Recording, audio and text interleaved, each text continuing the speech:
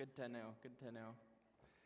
So we're going to be live streaming as well, so people can take the opportunity to join us online, and people who are online will have the option to ask and have questions answered. Pastor Nathan is going to got his handy-dandy computer, and will be interacting with anyone online, and we'll be moderating the online feed. So anyone who's online, you get the chance to be part of this and interact as well. Although he does have a Mac, so I don't know about that. Got to make sure you socially distance from MacBooks. Oh, I got my iPhone. Ooh. All right, so the purpose of this town hall discussion is just to give you guys a quick snapshot of what we're looking at for the fall, and then mainly to just have a look at the results of the survey, which we did, and then to just have any discussion or questions that people may wish to ask. So just quickly, hopefully you had a chance to take a look at the results of the survey. We emailed that out on Thursday, I believe, so hopefully we're able to take a look at the results of the survey if that was something that you were interested in. If you would like a printed copy right now, Chuck has a few printed copies that you can grab if you would like to take a look at one. So we'll just take a quick look through the survey, and then again, after we have a look at it, you'll have a chance to ask any questions that you may have about the survey. So all in all, we discussed it as staff and board, and it seemed like a fairly positive report for the most part. The majority of people were interested in attending services in person. About 65% of people who responded to the survey wanted to attend in-person services primarily, but there is also a strong contingent of people, about 30%, that are not comfortable in an in-person service. So that just tells us we need to work on maintaining and continuing to improve our live streaming options, our recorded service options. So those are things we're working on. We realize that there's been some glitches with the live stream and with the technology there. It's all brand new to us, so we're trying to figure it out, but we are trying to work on improving the quality of the live stream. So that is definitely an action point that we're working on. For the most part, people found the in-person service experience to be quite positive. There's a handful of people that are not comfortable returning to in-person services, as you have seen. So again, we continue to work on the live stream and recorded options to make sure that we have a variety of ways that people can engage this fall. Question 5, we noted that the live stream, there's some glitches, as we said, with the live stream experience, so we recognize that. There's some responses that indicated there's been some problems with the live stream, and that is something that we are working on trying to address and improve the overall quality and experience of the live stream. Recorded services are available. People are watching those and are engaging with those, so that's a positive thing. We were able to talk with a few people about volunteer opportunities. Life groups are up and running, just kind of skipping through here quickly. A few people are interested in plugging into life groups.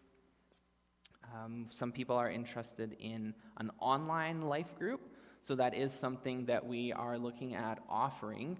So we realize most of our life groups are operating in person with physical distancing and hand sanitizing and masks and whatever is necessary for the space that you're meeting in. Those are all up and running. But some people, again, are not comfortable meeting in person, which is totally understandable. So we are considering offering an online life group. So, if you're here in person, or if you're watching online, or you're watching this recorded, and you would like to be part of an online life group, can you email the church office, admin@crossroads.com, or contact myself, contact Pastor Sherry, and let us know that you would like to be part of an online-based life group. And if we have enough interest in that, then we can work on putting one together. Children's ministry, Pastor Nathan's got that up and running. The first couple of weeks have gone well. So, again, same situation. Some people are comfortable meeting in person. Some people are not. And, again, that is understandable, and we just are working the best we can to offer different ways of engaging for people depending on where they're at. And the last question there, right at the bottom, the last question on the survey was, overall, do you currently feel engaged in Crossroads Community Church? So again, it was quite positive. For the most part, most people, the majority, certainly do feel engaged in the church, which we felt was a positive indicator. Various people at different points are feeling different levels of engagement, and that's pretty normal. We think that there's going to be different people in different places, and that's understandable. And we're working on engaging people as best we can. And if there's something we can do to help you be more engaged, then we'd love to know about it.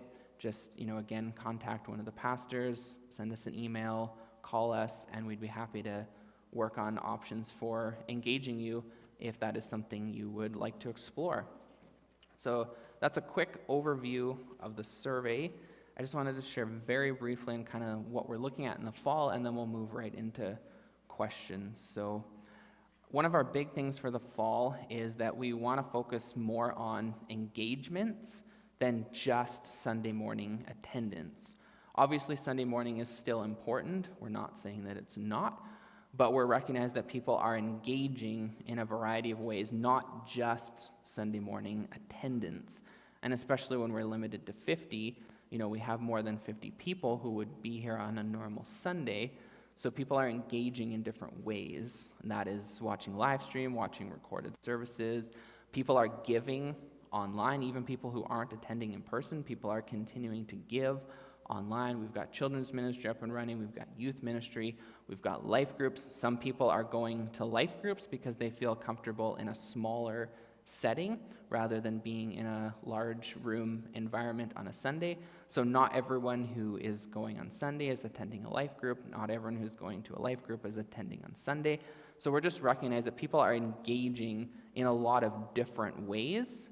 So we're trying to see how people are engaging, not just who's here on a Sunday morning, because, again, we recognize we can't physically have everyone here on a Sunday morning right now with the 50-person limit. So that's just something we're looking at as staff and board. We've got our new website is just about ready. I was talking with Stephen and Mike this week, and they are very close to putting the finishing touches on our new website.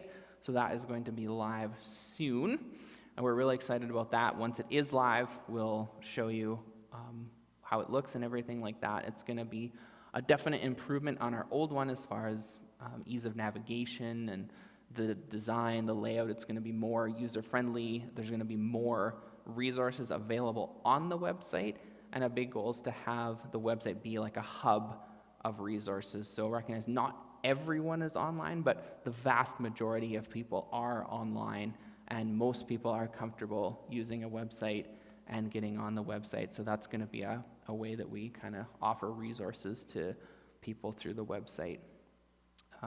That's about it as far as information. We're obviously open to in-person services. We're working on tweaking the services as we've seen from the survey. The in-person experience seems to be going quite well. People are enjoying it. It seems to be working. The live stream has been a bit more of a challenge, and that's because of the technology and just being able to adapt that to the live stream from the in-person. It's something new, something that we're working through, so we are continuing to work on that. And other than that, we'll open it up to your questions. Fairly open room here, so just we're not going to pass a microphone for COVID safety, so if you have a question, just stand up and try and talk loudly, and we can, myself or Pastor Nathan, can repeat your question just so everyone who's on the live stream and anyone else who might not hear it can hear the question, and then we'll respond. So any questions, comments, discussion? It doesn't have to be a question, it can be a comment. Really, we just want to know how things are going and how, as staff and board, we can help engage people the best we can. We're in a strange situation. None of us have ever been here before, and we're just trying to figure it out day by day. So this is your opportunity for feedback, questions, comments, answers, anything you'd like to know that we haven't talked about, and we can try and answer them if we can.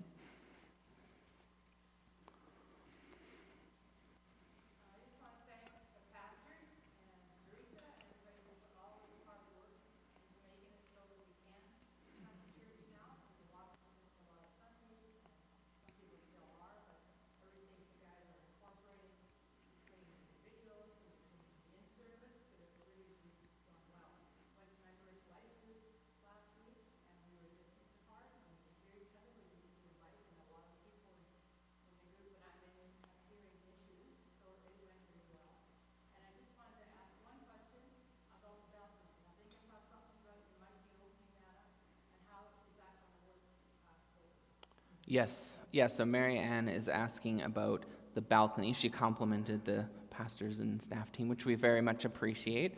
We thank you. We have been trying to work hard and putting it all together, and we do appreciate your patience, and thank you for the encouragement, Mary Ann. That's much appreciated.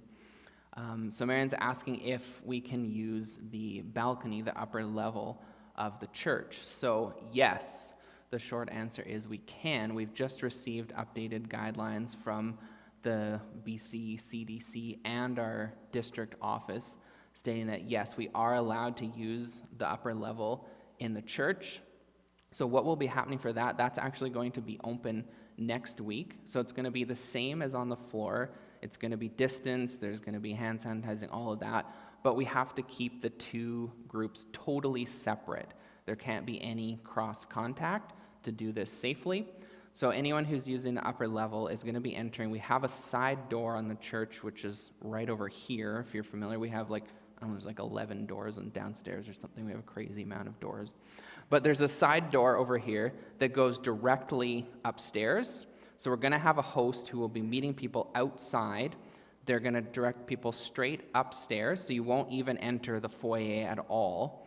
You'll go straight upstairs and come onto the balcony. There will be seats on the balcony, and there will be distance. Same procedure. You'll have to sign in, sanitize your hands, go to your seat, stay distance from other folks, all that kind of thing. And the washrooms will be available upstairs. So anyone who is upstairs has to stay upstairs. We can't have any people going between levels. If you're on the ground floor, you have to stay there. If you're on the upper level, you have to stay there. And anyone needing to go to the bathroom will use the bathrooms, which are down the hall here. We'll have signage and all of that.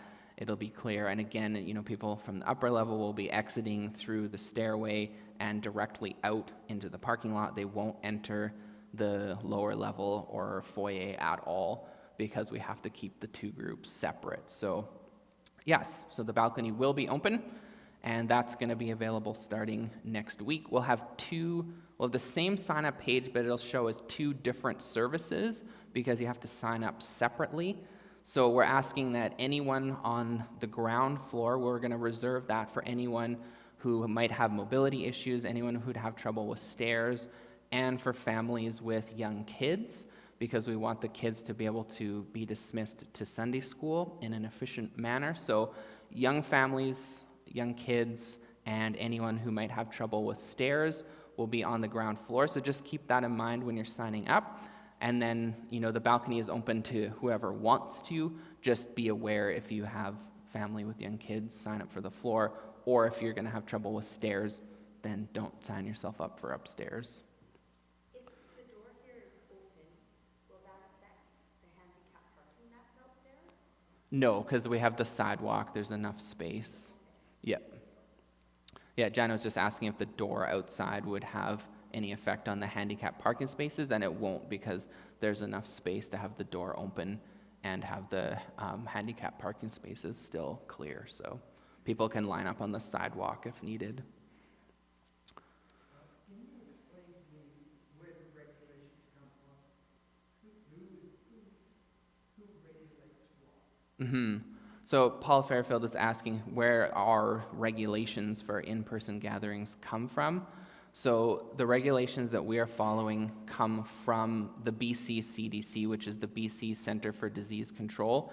They've released bulletins that actually have specific guidelines for faith-based organizations. So it's public on the website. Like if you Google it, BC CDC guidelines for faith-based organizations, it's there. and they give us a breakdown of what we can and can't do. And then our district office as well is working with the government. They're on conference calls with government officials and whatnot, and they are also giving us feedback as to how these things work in practice, what do we need to do. As far as like our safety plan, Pastor Sherry did a great job putting together our safety plan. Some of that is to do with WorkSafe BC in how we have the building organized, so you'll see the signage around the building, the hand sanitizing, the physical distancing, all of that stuff. So there's a few different ways. Those are the main two. The BC CDC and WorkSafe BC are writing the regulations for what we can and can't do, basically. And from the live stream, Pam Jack just wants to encourage us, saying the live stream is great and that we're all doing a great job. Thanks, Pam. She'll get that in 20 seconds. Yeah. The live stream is slightly delayed because of the software and all of that, so they're 20 seconds behind us or so in person.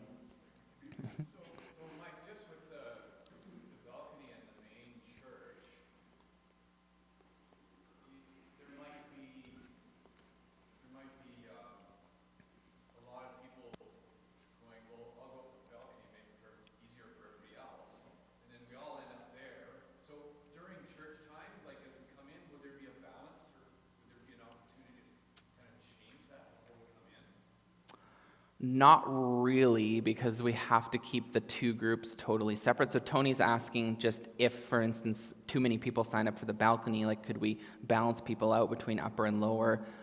Not really, because we have to keep the two groups separate. But on the sign-up sheet, it will be limited. So right now, we had a look at the balcony and the space that we have available, and we have 30 chairs on the balcony right now. Like technically, the limit is 50, but that has to incorporate the space for physical distancing.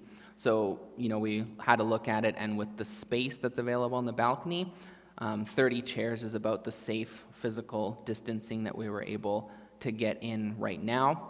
So there will be 30 spaces available on the balcony, and then 50 on the lower level, and it will just, same as you're signing up right now, it will be limited. So once 30 spaces on the balcony are filled, it's filled, and we can't have any more people up there, and then any other spaces, and however it works. Like once it's full with 50 here, and there's space in the balcony, you can sign up for the balcony as long as you're able to do stairs. But that's why we're asking families with young kids, anyone with mobility issues, to sign up on the floor. But same thing, just kind of monitor the sign-up pages, because you can see how many people are signed up for each service. And if you're familiar, you probably have an idea of who's who and whatnot. So just keep an eye. If there's, 20 spaces available on the ground floor, then, it's Friday night. Go ahead and sign up for the ground floor, right? Just if you are someone who is able to do stairs, you don't have young kids, just consider signing up for the balcony in order to reserve some spaces on the ground floor for those who might need to or want to be downstairs. But we can't get more than what we have in. It'll be limited, so. Have we ever got to a point where we can't allow people in? Yes, pretty much the last month, we've been right up against 50 people. The last two for sure, we've been totally full. We're completely maxed at 50 people, and we have had to turn a couple people away, so.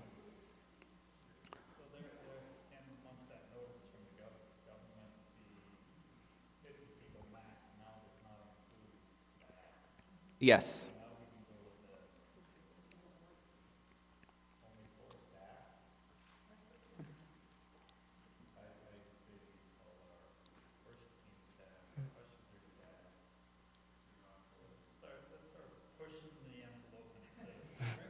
Yeah.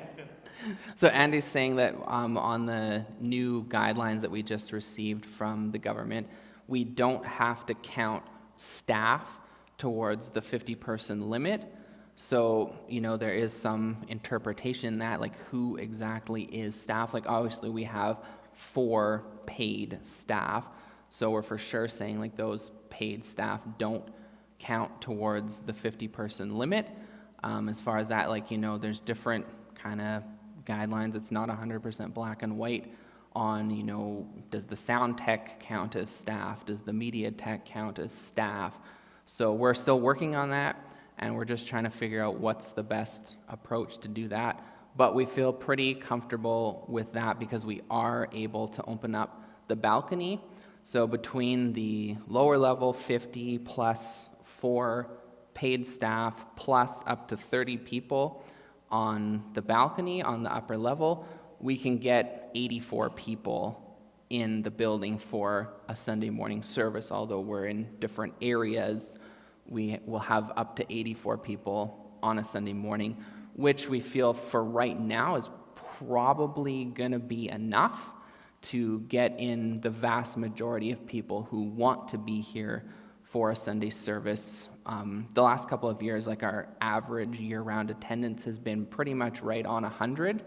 So knowing that there are a handful of people right now who aren't comfortable coming because of health conditions and all of those kinds of things, we're feeling fairly confident that with the upper level open, we'll be very close to being able to fit most people who want to be here on a Sunday morning in person. And then we'll just have to, the regulations are changing all the time, so we just have to keep playing it by ear. And if we can do more, or if we can do it differently, we'll keep watching and responding as best we can. Is there a possibility that there could be deep into the fellowship hall so that people could sit there too and still be able to serve? Yeah, so Norma's asking if there's a possibility that we could have like another area, like our fellowship hall, which is another fairly large room. So yes, that is something we have talked about.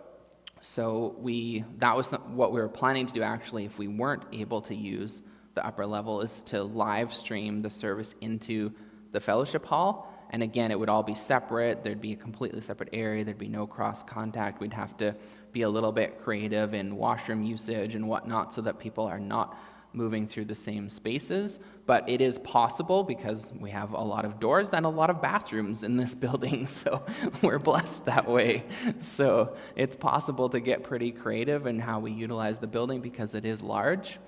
So yeah, that would definitely be something we would consider if we got to the point where, the lower level and the upper level together were not sufficient and people wanted to be here in person, then we could live stream the service into the fellowship hall as well, and people could gather in the fellowship hall, although they would be watching the live stream, not the in-person service, but they could gather together as a group in the fellowship hall as well. So that is another way that we can increase capacity, just separating the building off into lots of different smaller areas. So we have a large building, it is possible. Question from the live stream from Pam Jack is there possibilities of doing drive-by communion? Maybe, I don't know. Drive-by communion. You can come in, pick up communion. Like, the office is open in that sense that if people would like to come by in the week and they want to meet in a smaller group setting or whatever, then people can certainly come by the office, or we can facilitate communion in different ways. So yeah, just Pam, contact us. We can work something out.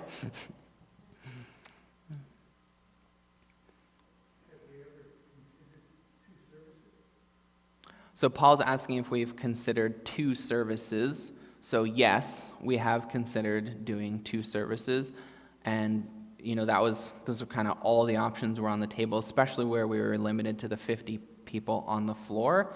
We're thinking, we wanted to give it some time early on, and early on we were only getting, around 30 people when we first opened up. But of course, as fall has come on, it's gradually increased, and now, like, at least the last couple of weeks, we are right at the 50s. So yeah, we've considered all those things: live streaming into other rooms, using the upper level, doing 2 services.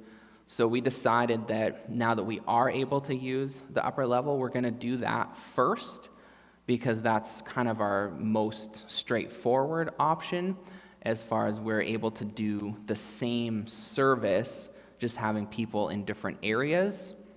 Whereas if we go to 2 services, then we have to double everything, right? We have to do the same service twice, which is fine, but we need double the volunteers in order to run the same service twice. So either we need, the sound tech has to stay here for, and you also have to, if you're doing 2 services, the regulations tell us you have to have an hour between services. So you have to finish the service, you have to have a full hour before the second service starts, and you have to sanitize between services. So all the chairs would have to be sprayed down, surfaces would have to be wiped down, we'd have a new sign in. So it's certainly doable, it's just quite a bit more complex and more labor intensive. So we decided, like, now that we are able to use the upper level, that's gonna be our easiest option for right now, so we're gonna do that. And then, you know, we'll just see again, if we get to the point where we're consistently maxing out our capacity, then again, we'll have to revisit it, whether we would consider going to 2 services, whether we'd consider live streaming into the fellowship hall, or what that would look like. So that's where we're at the moment.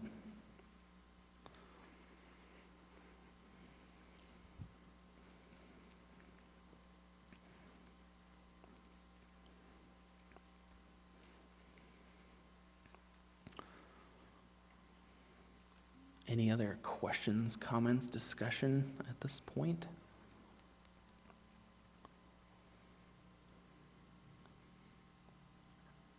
Everyone's happy? Life's good? The sun is shining? Sherry? Can I just make a suggestion? That we're noticing as we get larger in numbers, the host teams are working extra hard to make sure that we're preparing the space, both sanitizing and spatially. One of the things that would really bless them is when people are signing up, if they do take the time to put their last name first, then their first name. And if they are signing up more than one person in the household, to please name them correctly. Not just the same person's name, first and last name, but it's last and then first. And on the sign up, you can actually choose, sign myself and add another. Choose that button. Because what will happen is then they'll be able to, on the sign-in sheet, it creates a grouping, a family group. For those that are doing the intake, it's exceedingly difficult if they don't know everybody to be flipping through pages while people are waiting in the cold. It's going to start getting older to come in because they're not signing in correctly. I know it takes time to learn, and we've got grace, but I just wanted to encourage people. It really helps the host team. Last name first, then first name, and sign up everyone in your household or group as a group, because it will really help them and avoid people standing in the rain too long. Just saying. Yeah, awesome. So for the live stream, Pastor Sherry is just giving us some guidelines for signing in for in-person services. So we're just saying that when you sign in, or when you sign up for an in-person service, put your last name first and then your given name. So put Stone Michael, and then if I'm signing up my family, I'd put Stone Michael, Stone Michelle, Stone Eve, Stone Ian, because the way our sign-up sheet prints, it prints alphabetically, so then the family is grouped together by last name, and so our hosts, when they're checking people in on a Sunday morning, it's just a lot easier to read, rather than if I just sign in and say Stone Michael 4 spots, then if the hosts don't know exactly who you are, they don't know who else is in your family group.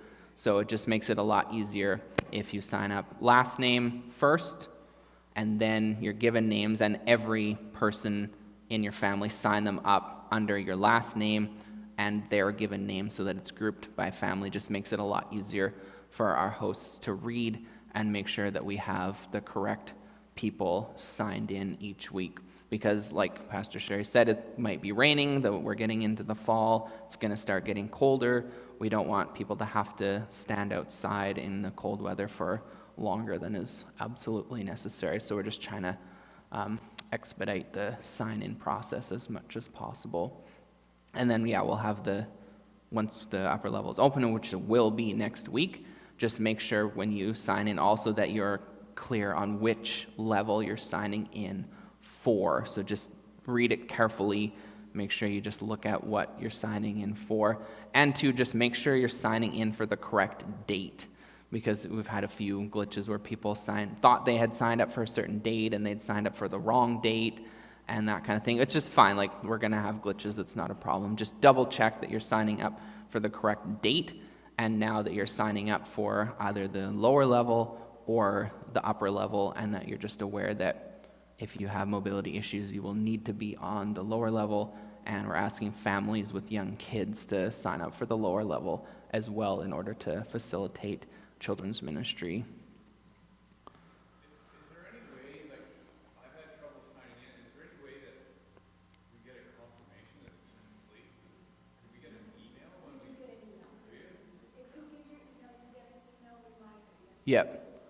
So Tony's asking if when you sign in, if you can get a confirmation email. So when you sign in, just make sure that you provide an email address when you're signing in on the sign-up page, and it will generate an automatic email to you. I've certainly made sure, like, I've got them, and it will email you that you're signed up for such and such a service, and it will actually remind you, I think, about 24 hours before. So you should get 2 emails that will remind you of your spot that you're signed up for. And just a note too, like, if for some reason you sign up and you're now not able to come to the service, if you can remove yourself from the sign up if you know that you are not coming, because then that frees up that space for someone else to use. So just a reminder on that too.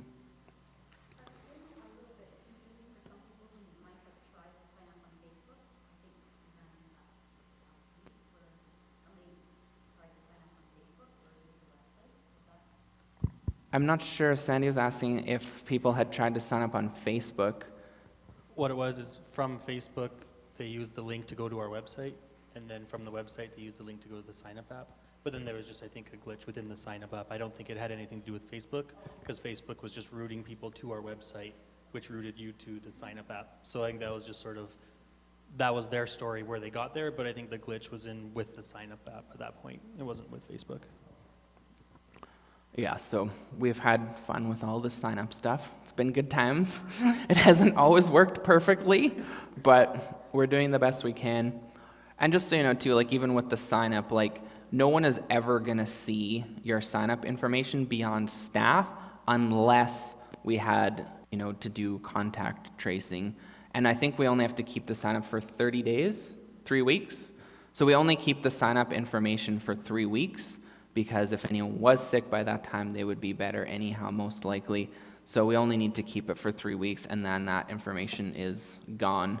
So you don't need to worry about, like, your information being shared. The only way it would ever go outside of staff is if we had to do contact tracing. And even then, it's only within the 3-week window.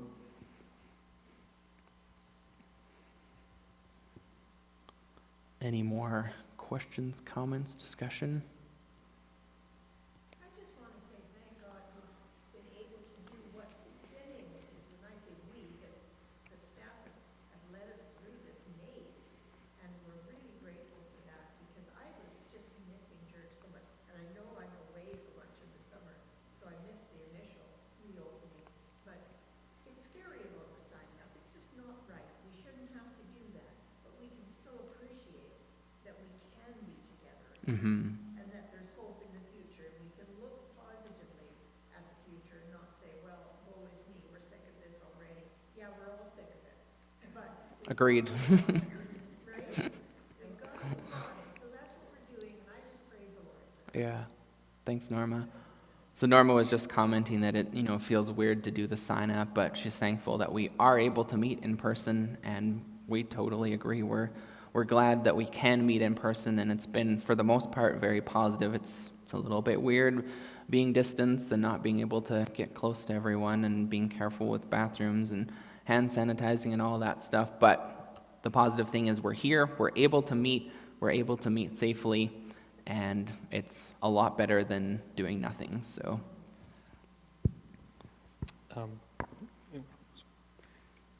A question is, do we need to call ahead or sign up for small groups? Generally, no. Like Pastor Sherry is leading the small groups, so pretty much what we're doing is the life groups are running more or less as normal in the sense like generally once the group gets going for the first few times in the year, the people in that group are fairly consistent. You kind of know who's in your life group once the group gets up and running. The only thing would be if you aren't currently in a group, like if you haven't already contacted the leader, then yes, it would be good to contact the leader of that group. If you want to go to such and such a group, then contact the leader of that group and let them know that you would like to go so that they can prepare the right amount of spaces. There isn't a formal sign up for the life groups, but yes, contact the leader of the life group that you're going to and let them know that you're coming so that they can prepare the space, have the correct amount of chairs, have the right distancing, all that kind of thing. So yeah, talk to the life group leader that you are intending to go to and communicate with them, or talk to Pastor Sherry and she can direct you to the right leader or answer any other questions on life groups. And Michael, you might just want to add part of that attendance is being taken from every life group so that tracing can happen. Yep. Yeah, so Teresa's saying that we are keeping attendance at the life group, so we're not doing a formal sign-in, but each life group leader or host will just maintain an attendance sheet of who was at that week's group, and same thing, we keep those for 3 weeks, and then they're destroyed.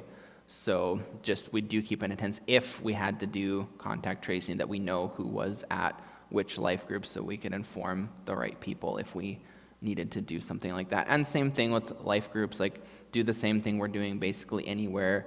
The leader will have a hand sanitizer available at the door, sanitize your hands when you go in.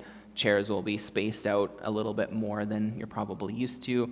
And a lot of the life groups are choosing to meet here at the church because we have the fellowship hall available, which is a large room, and we're able to space the chairs out quite comfortably, but still have room to be able to hear each other. And then, we have lots of hand sanitizer available here, so you can use the church hand sanitizer. We're happy to provide it. Mike,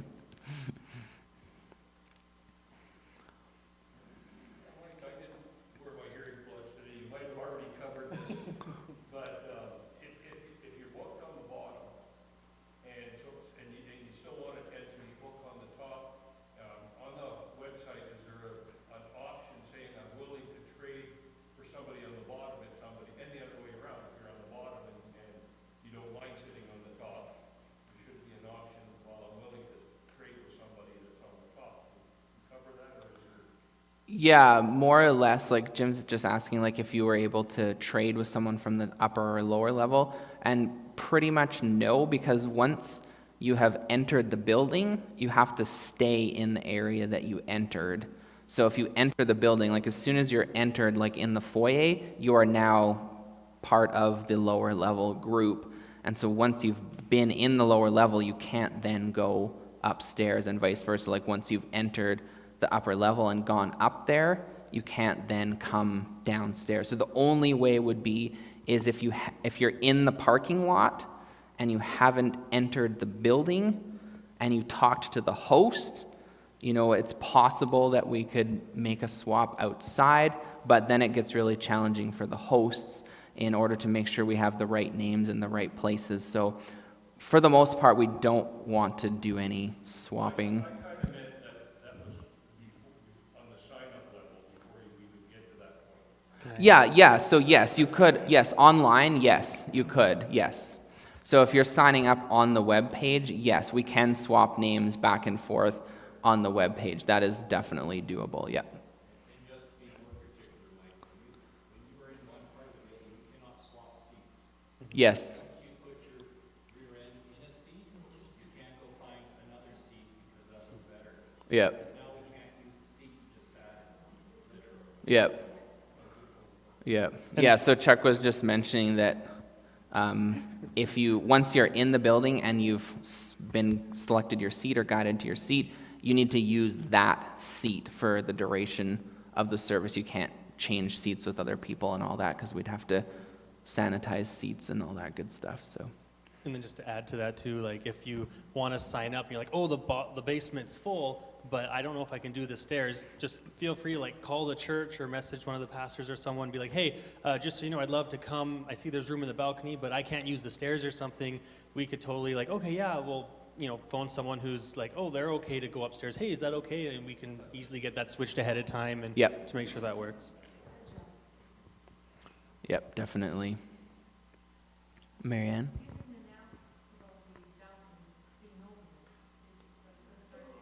Yep.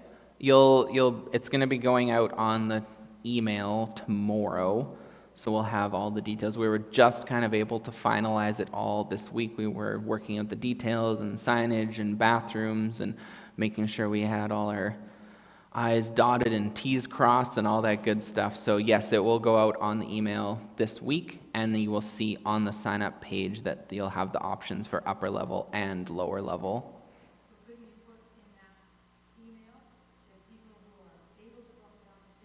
Yeah. Yeah, so we will clarify in the email of what we're asking people to do, that the lower level will be for anyone with mobility issues and young families, and then, you know, the balcony is open to whoever wants to be in the balcony and is able to get upstairs. Is the church legally liable to financially sue whatever, and is it sure? Yeah, like Paul's asking if we're legally liable, so like we have to, and if we're insured. So yes, we are insured. We have good insurance. We have liability insurance. We have all of that insurance stuff. We have a good policy in place. And yeah, like as far as like we are responsible to follow the rules and regulations that we have been given because we are a public organization.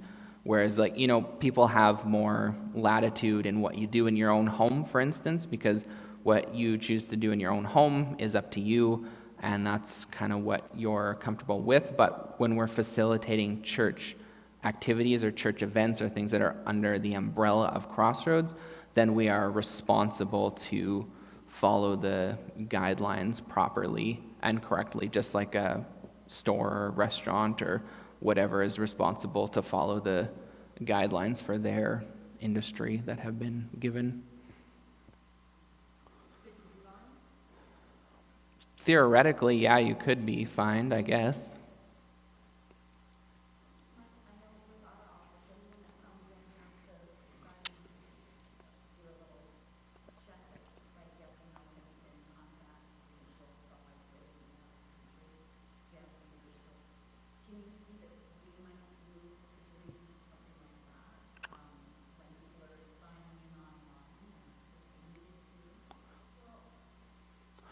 Yeah, Sandy's asking like if we would do like a checklist, like, you know, asking people to say if they've been out of the country, if they've had symptoms, anything like that, for signing it. We haven't done that specifically at this point.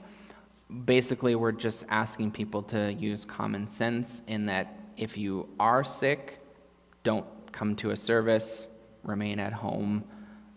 If you've been outside the country, you know, follow the procedures that we're being asked to as far as isolate for 14 days, all that kind of stuff. So The signage that we do have all over the building actually addresses that. So as you're coming in on any of the entrances, whether it's office, staff, or whatever, it's all covering that. And we're expecting that people are reading it and saying, oh, we can just point to that.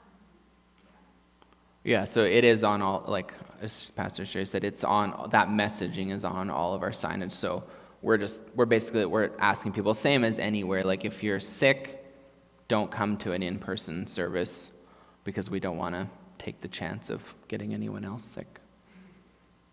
And that's really important because flu season, whether we like it or not, the ordinary flu comes, and then we've got people coughing and, you know, sick all over the building, but they come, and we're used to that. But it's not really safe to continue doing that. When we're sick, we shouldn't be coming, and that will drop the numbers unfortunately. Yep, and It's just going to happen. yeah, Norm is just saying like we are entering the normal cold and flu season, so yeah, it's going to happen. People are going to get sick with just a regular old cold, and that's just something we'll have to deal with. But same thing, just if you are sick, stay home, go home, get better. A cold is usually over in a couple of days, and then come back when you're feeling better. Because even if it's not COVID, we just don't want to take the chance of getting other people sick, especially if others are immune compromised or have any issues. We just want to keep it really safe here. So if you're sick, stay home. Just to bring this really home to us, I'm just reading on the news here that health officials have declared an outbreak of COVID-19 at a church in Kelowna. Last Sunday, one person, now 4 others are infected.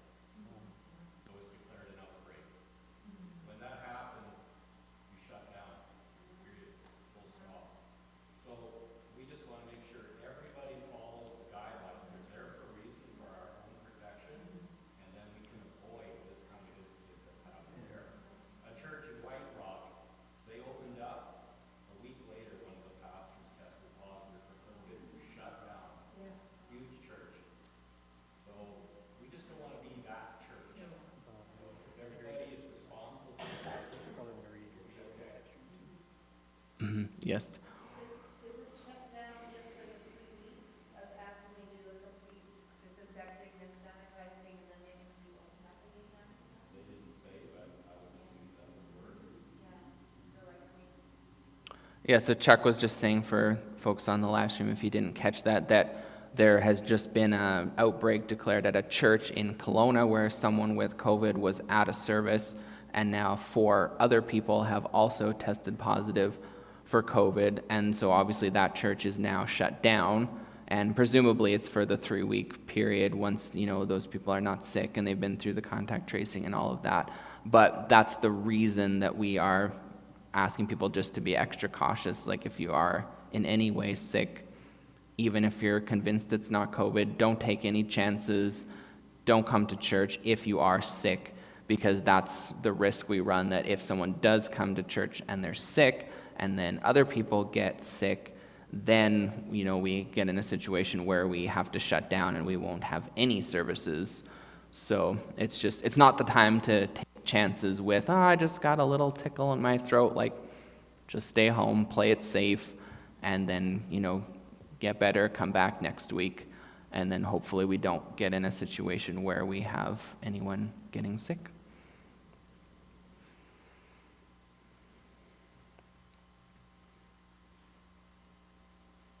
Anyone else? We're good? Discuss the questions?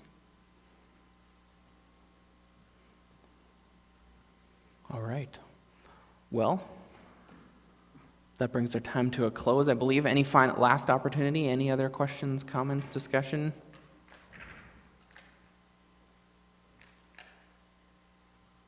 All good?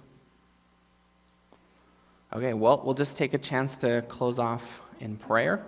Thank you guys for coming, and thank you for just taking the time to be here, and hopefully we're able to answer a few questions and, sort of chart out the next steps. But we're all in this together. We're figuring out as we go, and we're just trying to stay on top of like we said, the guidelines and regulations and procedures are changing constantly, so we're doing our best to keep up with everything and do the best we can. Pam? Oh, we're about to. That'd be a good prayer too. Well, yeah, let's pray. Lord, just thanks for this opportunity to gather. Thank you that we're able to be the church no matter where we are and what we're doing online, in person, that the church is still the church. Just thank you for who you are, and just pray that you give us all wisdom, Lord. We're all in this together. And it's something that none of us have dealt with before. And just pray your wisdom for us as church and church leaders and board and staff. And give our governments wisdom and our health officials wisdom as they do their best to navigate these times, Lord, and provide regulations that are going to help keep us safe, and just that are able to be things that we can all do.